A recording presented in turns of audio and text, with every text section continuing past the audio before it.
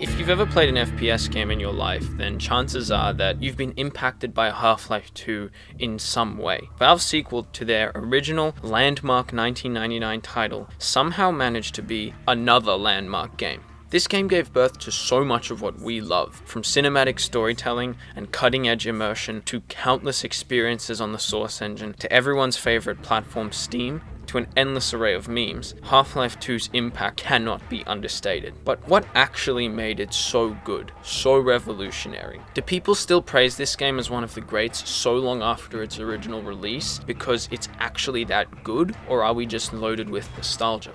Well, in this video, we're going to try and answer those questions as we dive into Half-Life 2. There's something so captivating about Half-Life 2's universe. City 17 is dismal and oppressive, a post-Soviet European city being governed by an alien race known as the Combine, who, after the devastating events of the first game, took total control of the Earth in just 7 hours. What little remains of humanity has been concentrated in urban centers, forced to live in terrible conditions and under strict scrutiny. It's an immensely atmospheric setting, and you'll journey across much of it on foot and absorb a lot of information passively as you work with a resistance group led by former Black Mesa scientists against the regime. Valve expertly handles the way that information is conveyed to the player. They never reveal too much, but draw your attention to certain details, just enough visual cues for you to form your own understanding of what went down between the last game and this one. Sure, the brutality of the Combine and its consequences on humanity is compelling enough by itself, but it's when you start to form the bigger picture, when you start to understand the numerous cosmic forces at play, that things start to get really interesting. You see, Half-Life 2 is a perfect example of cosmic horror in gaming done right. In my video on COD Zombies, I talked about how it's often difficult to escape that notion of what we picture cosmic horror to be, that classic Lovecraft look. There are games that are famous for pulling that off and pulling it off really well, and there are games like Half-Life 2, which may not feature any squid monsters, but the truth is that it achieves the same thing and should be recognized for it. Despite this world being full of glimmers of hope and Valve's signature humor, there's a constant and inescapable feeling of existential dread. The feeling that no matter what you do, things are out of your hands. I can only attribute this to the absolute genius of the game's sound design and art direction. I mean, the sounds here are honestly iconic, and yeah, they've kind of become a meme at this point, but they're still excellent. There's always this encompassing ambience. It's especially noticeable when in the city.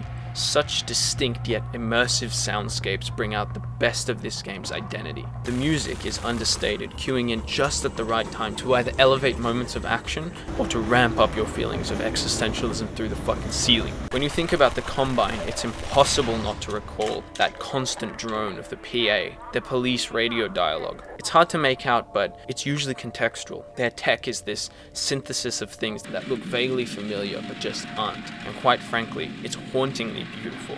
The towering citadel, the wails of the mosquito-like striders when they fall, the uncomfortably organic slug-esque gunships, both the sounds and visual designs of these things are timeless. And the deeper into their world you go, the more alien it gets, the more hints of something more vast, more powerful than you could even imagine. Like the Advisors, beings that we know nothing about, but are driving you mad or inflicting pain just by being in your presence? Is that not Lovecraftian as fuck? The Gman is this idea personified. After the extremely ominous opening, you can spot him creeping around every part of this game, sometimes watching you and sometimes going about his own business, and the business of his even more enigmatic employers. He's this omnipresent being using others for his own impossible to understand goals. He'll just nonchalantly stop time every now and then and give you this subtext loaded cryptic speech. Cock and ball torture, Dr. Freeman. You get just enough details to understand who is allied with who, but never enough to truly sympathize with these alien beings. Everything is left intentionally vague, and trying to put the pieces together becomes part of what makes this series and its universe so totally compelling, so much so that Valve can revisit it almost 2 decades later and change virtually nothing about it, and have it be just as effective. What I think is most impressive about this world is the sheer amount of diversity it's given Valve to work with in terms of gameplay. Half-Life 2 has the ability to seamlessly toggle between different tones and gameplay types. Across the base game and its 2 expansions, you'll go from action-packed set pieces to slow-paced, more methodical moments with horror and problem-solving. Each level brings something unique to the table and focuses itself around a central mechanic or idea. Some chapters serve to establish world and story, some up the horror or encourage creativity. Some are more based around defending points, while others give you troops to command in large-scale battles. At worst, this results in mechanics and moments that overstay their welcome a bit, but at best, you get some of the finest levels any FPS has to offer. The puzzle horror of Ravenholm, playing with turrets and fighting antlions in Nova Prospect Prison, the power trip of the super gravity gun in the Citadel. These are just a few examples, but there is no shortage of memorable moments. Just when you think the game is starting to run out of ideas, then boom, there's a new mechanic, weapon, location, idea, enemy. And speaking of enemies, holy shit, there are so many. There are 3 factions, I want to say. The first are the Combine. They're very humanoid and intelligent. Apart from a mix of foot soldiers, you'll fight vehicles, choppers, gunships, striders, turrets, manhacks, all of which behave differently and require different approaches to take down. Then you get 4 types of zombies, each varying in speed, strength, and attacks. 3 of them are possessed by a unique head crab. The coolest thing about these guys is the sound design, which, apart from being absolutely terrifying, always communicates exactly which type of zombie and corresponding head crab you're fighting. Then last up, you've got the antlions, which are kind of like lion-sized ants, I guess. They're weak, but fast and very agile, except for the Guardian, which shows up every now and then for some cool boss fights. These factions are hostile to each other, and there are opportunities to take advantage of this. None of them are too difficult on their own, but can overwhelm you when they start to mix in together or come in numbers. So prioritizing the deadliest targets often becomes the main goal in any fight, whether it's dispatching gunships so that you can leave cover, or placing careful headshots on a zombie with a grenade. Combat is always intense and engaging, and only gets better throughout the episodes. Make no mistake, there's a reason that Gman is using Gordon Freeman, a scientist, for his goals. He's powerful as fuck. If you've ever played a Source game or watched a speedrun of this one, you'll know exactly what I'm talking about. The movement and combat feel really good. Not the slickest thing ever, but still extremely fluid, responsive, and fast-paced. Things start off quite simple with your standard pistols and SMGs, but quickly get more interesting as weapons gain alternate fire modes, allowing you to get creative with your approach to certain scenarios. The gravity gun especially highlights this, enabling you to interact with levels in really unique ways. Create cover for yourself, turn any object into a lethal projectile. There are levels you can finish without even firing a bullet.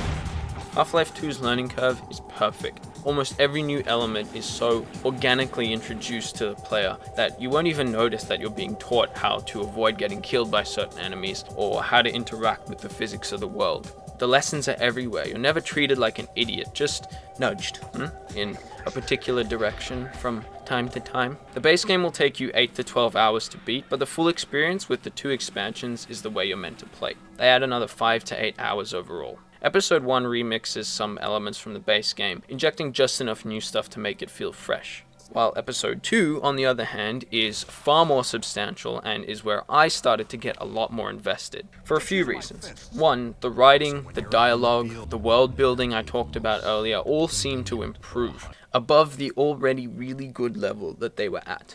Second, there's this little gnome at the start of the chapter, and if you carry it to the end of the chapter, you get an achievement. And so, much like I did with the rat in Half-Life Alyx, I committed to carrying this fellow with me. I became more attached to this gnome than any of the AI companions, even more so than the super lovable Vortigons or Alyx Vance. Actually, Alyx is pretty fucking annoying. Let's hit the road. Gordon, let's go. Give me a sec. Let's hit the road. God, shut the fuck up! But in many ways, it felt like she was my wife and the gnome was our son. And you know how it is with kids. Sometimes you gotta do what's best for them, even if they disagree. What the fuck? That is, carrying him into the most dangerous situations imaginable. I don't think this is where I'm supposed to go. I got you. Oh, fuck.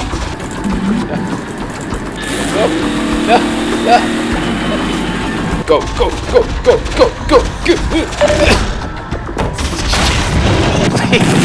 just fuck off, please. Fuck off. But we made it, and when the time came to say goodbye, I had a tear in my eye. Goodbye, son. May you find peace among the stars. You know what the funny thing is? Never letting him go made me appreciate how much of Half-Life 2 is geographically connected. You move across the world in real time. It really helps sell you on the location even more. I guess Half-Life 2's biggest issue is that completing it will leave you with some blue balls. Just as the story is starting to ramp up again, there's a cliffhanger ending, one that for the last 13 years has gone unresolved. And while I can't exactly say that Valve has picked up where they left off, after finishing Half-Life Alyx, I can tell you that if there ever was a time to get invested in this series, it's now. The optimist in me hopes that Valve are not about to just abandon us for another decade and are actively working on Half-Life again. And I guess if not, they're happy to just let fans do the work for them. Sure, there are shinier, newer games than Half-Life 2 out there, but I think it holds up. It'll run flawlessly on most machines, it's approachable, affordable, and I think that it's pretty much a necessity for every person who plays video games to experience this at least once. It's a gold standard for shooters, and whether you know it or not, its influence is still being felt in games to this day.